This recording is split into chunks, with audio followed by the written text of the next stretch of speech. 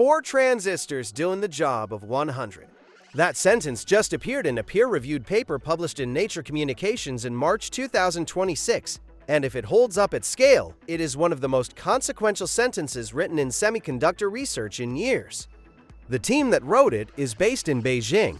The material they used is not silicon. It is a compound called molybdenum disulfide, a semiconductor so thin it is measured in individual atoms. And the reason this matters beyond the lab is straightforward. The entire global chip war, the export bans, the sanctions, the trillion-dollar fab race, is a fight over who controls the future of silicon. It is a fight over machines, supply chains, and geography that took decades to build. Post-silicon logic does not care about any of that. It starts over. With different materials, different manufacturing needs, and different advantages, and right now, the country that everyone is trying to contain with silicon sanctions is the one publishing the leading research on what comes after silicon. That is the story. Let's get into it. Here is something the tech press almost never explains properly. Silicon is not failing because it stopped working. Silicon is failing because it stopped improving fast enough. Moore's law, the idea that transistors double on a chip roughly every 2 years, has been slowing down for over a decade. The engineers who build chips at TSMC, Samsung, and Intel are not lazy. They are brilliant, but they are running into physics itself. When a transistor shrinks below about 2 nanometers, quantum effects start to cause leakage, heat, and unpredictability that no amount of engineering cleverness can fully fix. So the industry has 2 options. Option 1, keep squeezing silicon, accepting smaller and smaller gains at higher and higher cost. Option 2, find something fundamentally different. Option 2 is what this paper is chasing.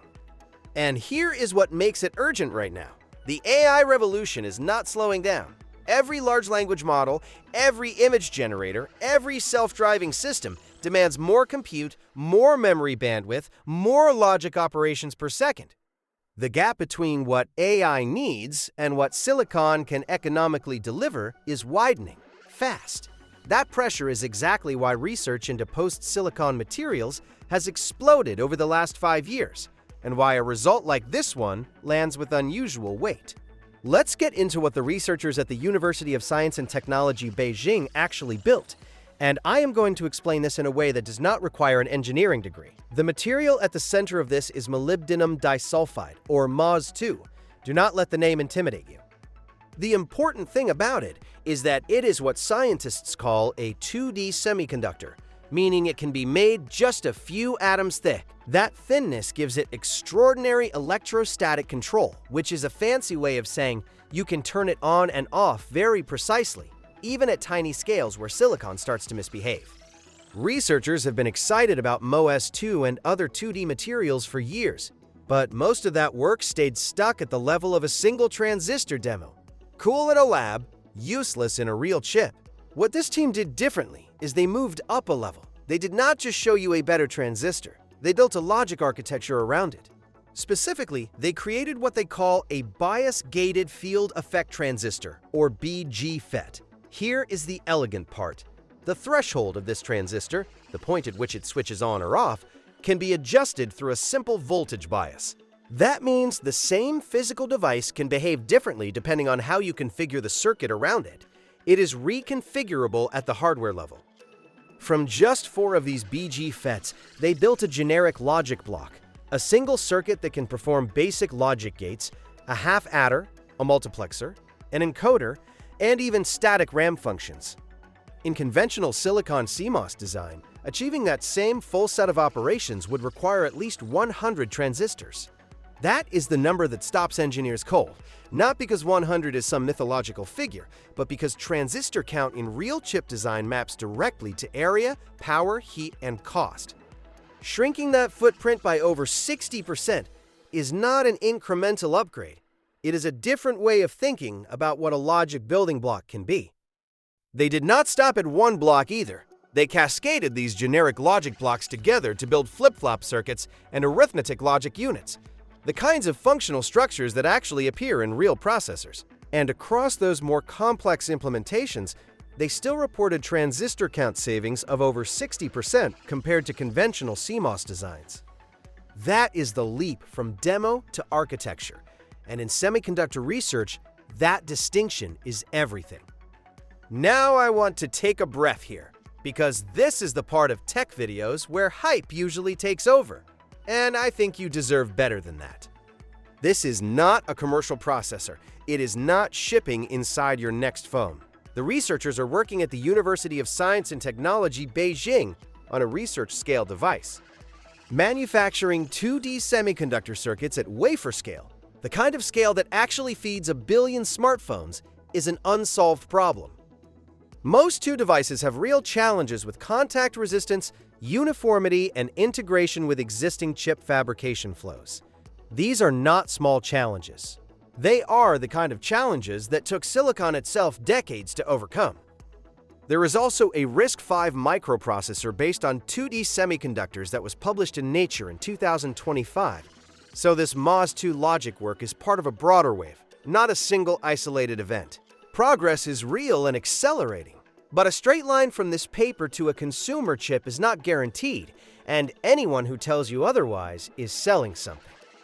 What this paper genuinely does is demonstrate that post-silicon logic is starting to look architecturally serious. It is not just, here is a weird material that does something interesting.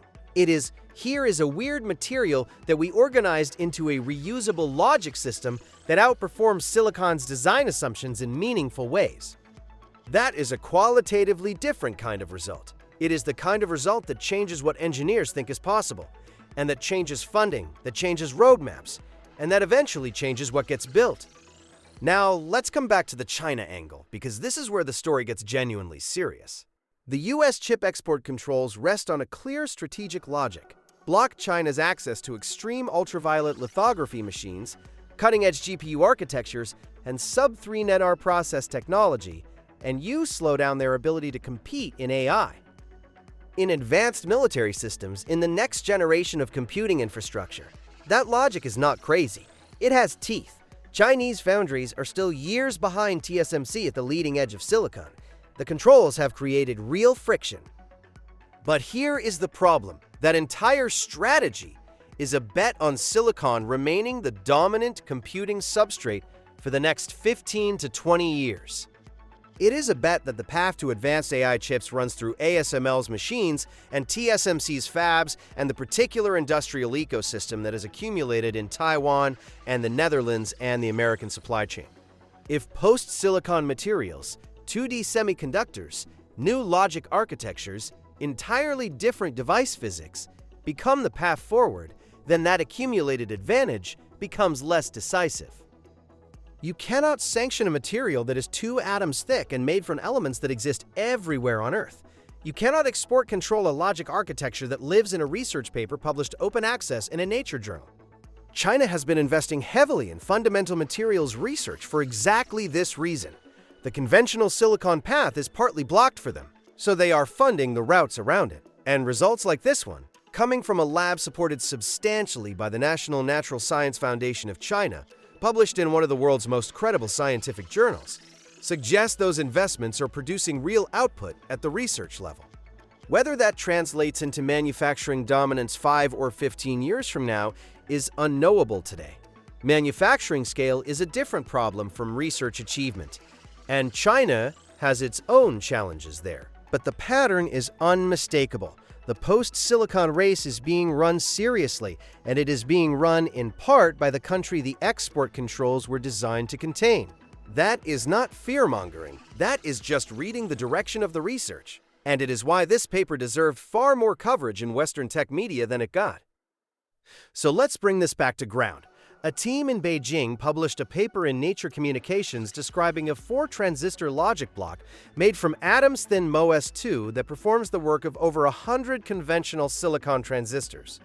They built it into real circuit structures, adders, memory, logic units, and demonstrated over 60% transistor count reduction compared to CMOS. The paper explicitly calls it a post-CMOS integration technology. That language is deliberate. And it is the right framing. Silicon is not dead. Not this year, probably not this decade. But the architecture that replaces it, the materials, the logic design, the manufacturing ecosystem, is starting to take shape. And the decisions being made in labs right now are the decisions that will determine who builds the computers of 2014. The chip war is not just being fought in Washington and The Hague and the fabs of Taiwan. It is being fought in papers like this one. And if you are only watching the political layer, you are missing where the real moves are happening. Subscribe if you want to keep watching those moves. I cover deep tech breakthroughs like this, not to hype them, but to actually explain what they mean and who they advantage. Hit the bell for the next one. And if you want me to go deeper on 2D semiconductor manufacturing or the full geopolitics of the post-silicon transition, drop it in the comments. See you in the next one.